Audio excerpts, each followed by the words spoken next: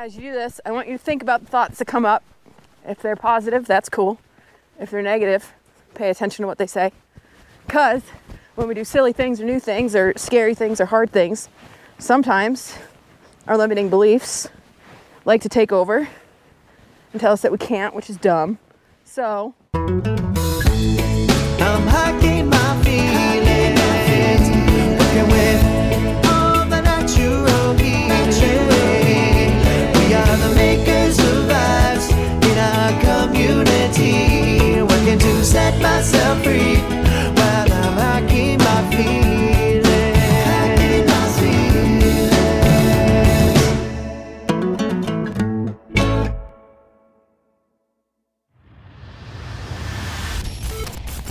welcome to Hiking My Feelings TV.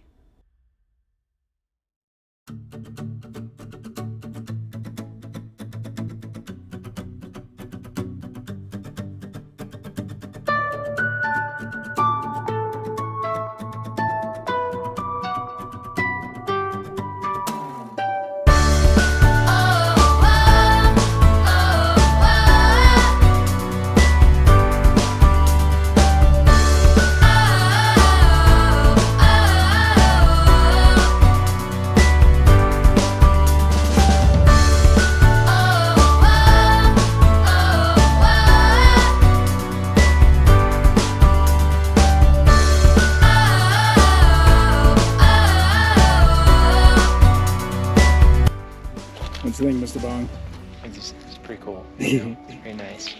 Got just bears. Sequoia National Park. It's a beautiful, beautiful place here. Yeah. So what you think, dude? This is the dopest thing in the world. How about them bears? We just saw some wildlife for real though. Fantastic. What the heck? What's going on there? There's a table where Tharp used to probably like eat food, and then because that's what you do at tables. Yeah. There's a bed in the back. Like, it's so rad. So he made a cabin out of a down sequoia. Yeah, so it's a sequoia that had fell, and then he made a cabin out of it. Yeah. Okay. This is Tharp's log. So you think how much you think it goes for rent? Probably like $7,000 a month, Yeah. unfurnished with no utilities. Fine by me. Yeah.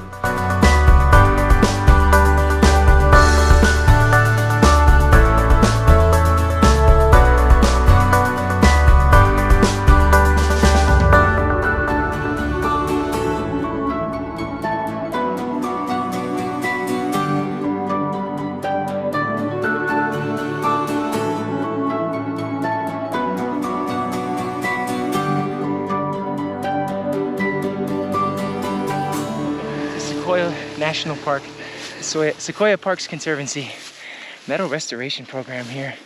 We're out here. It's inner work as well as meadow restoration work, and we're really just enjoying ourselves out here.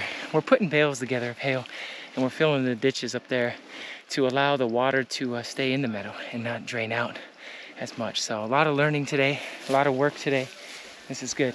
Peace out. So we're filling in all those negative thoughts with positive thoughts, productive thoughts. Because those negative thoughts create those grooves in our minds, and they just get deeper and deeper as the thought continues to wear down our mind as we continue to think. So let's fill it up. Let's fill up the negative thoughts, and let's get on the track to more positive thinking.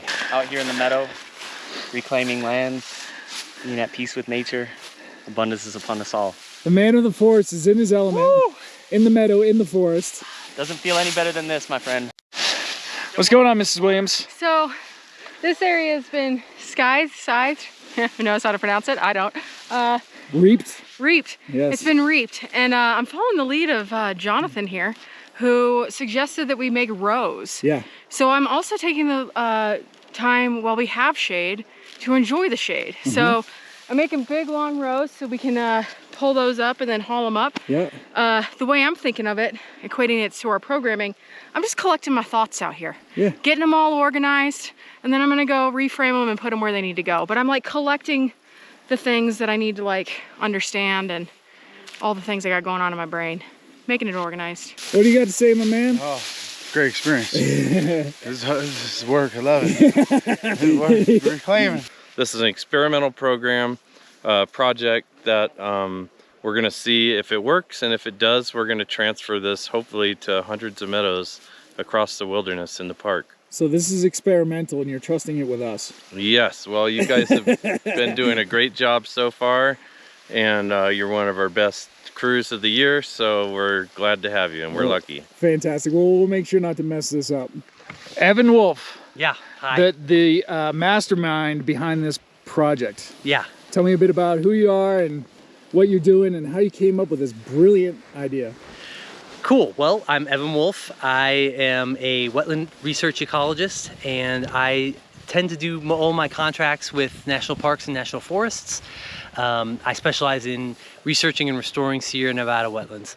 And American Rivers and the National Park Service asked me to take a look at Log Meadow out here where we're standing, and to figure out whether or not these erosion gullies out here were having an impact on the wetland, whether they were naturally formed features or whether they were a human impact. And so I spent a year collecting information on water table data, soil data, vegetation data, and figured out that these are in fact non-natural features that almost certainly originated from cattle grazing in the late 1800s. And we were tasked with coming up with a concept, an idea for restoring this meadow that could be applied in a wilderness backcountry setting. So I brainstormed with some colleagues about how we might be able to fill in a gully like this, because normally in the front country we would fill in a gully like this with soil, with heavy equipment. We'd bring in machinery. This would all be done in a week's time using soil, because that's what eroded out of here in the first place, is soil. So we thought, well, one of the other main components of this soil is the meadow vegetation. The plants grow and they die and they contribute organic matter. So we thought, well, let's try filling in the entire gully with that plant material, that organic matter that grows here on site, and let's figure out a way to harvest it using hand tools. And the hand tool that humanity has used to harvest grass for centuries is the scythe. And farmers throughout Europe and throughout North America used the scythe before mechanized equipment, tractors, to cut their wheat, to cut their hay. And so that's what we went with. There are only a couple manufacturers of scythes around anymore, so it took some research to figure out exactly how to acquire those tools and how to use them, how to sharpen them, how to maintain them. And so I trained myself on how to use a scythe, and now I've gotten good enough that I can train other folks. We got a crew of 9 scythers out there right now cutting hay, and then it's getting hauled up to these hand balers that we had a carpenter up in Tahoe build for us. And again, it's all hand powered. The same concept as a mechanical baler that would bale hay in a commercial farm, but we're doing it by hand. And then we're just using that biomass, using the meadow plants that grow here on site, compressing them down into little bales and packing that erosion gully full, with the idea of eliminating that drain on the water, because this 4 or 5 foot deep gash through the meadow is really just draining out the water. Filling that in with hay, that'll spread that water back out onto the meadow. And when we do get a flood, because that'll happen every spring, that flood, instead of going straight down that narrow gully and eroding out more soil and making the gully worse, will spread out and deposit whatever sediment it's carrying on the meadow, as it has done for thousands of years. So, question. Yes. Now, the park is comprised of 2% meadows. Yeah. And we know that the meadows are critical for the health of the entire park. That's right. Do you have any numbers on how many meadows within the park are going to eventually need this restoration? Yeah, that's a great question. And it's a question that we're in the process of answering, but the answer is a lot. Yeah. A lot of the backcountry meadows, especially in Kings Canyon National Park, which was Forest Service prior to becoming a national park in 1940, it was a later addition to the Park Service. So it had a lot more grazing impacts. And so Kings Canyon National Park has lots and lots of meadows that have erosion impacts. And so a significant portion of meadows in the backcountry have some form of grazing impact, legacy grazing impacts. And in fact, there's grazing allowed for pack stock currently. Now that's at a much lower level, but it's something that we want to keep an eye on and make sure that, if impacts from pack stock occur, we have a tool now to fix those impacts before they get really bad.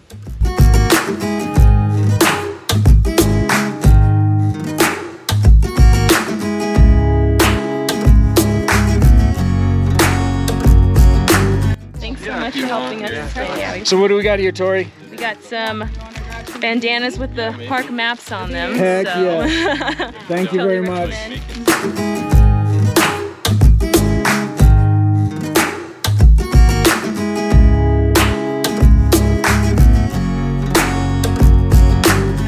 Standing with your dark brown hair, said you had me hypnotized.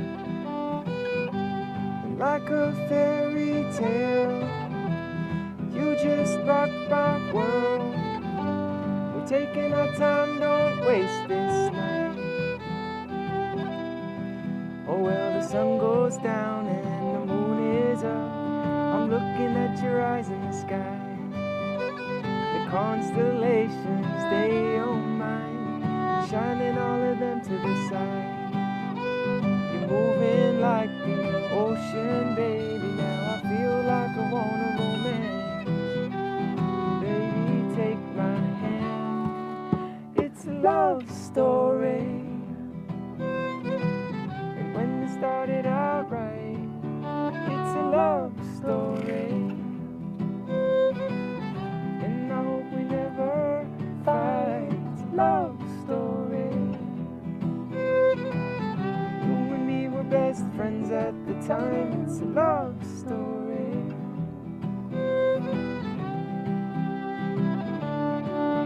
I'm looking forward to spending all these moments together. 'Cause when I'm without you, I'll write my words in a letter. And dear my lover, there is no other. It's you and me in a love story. Let's make this last forever. Oh well, the sun goes down and the moon is up. I'm looking at your eyes in the sky. The constellations, they don't mind shining all of them to the side. You're moving like the ocean, baby. Now I feel like I wanna romance. Baby, take my hand, 'cause it's a love story. And when it started out right, it's a love story. And I hope we never fight. It's a love story. You and me were best friends at the time. It's a love story.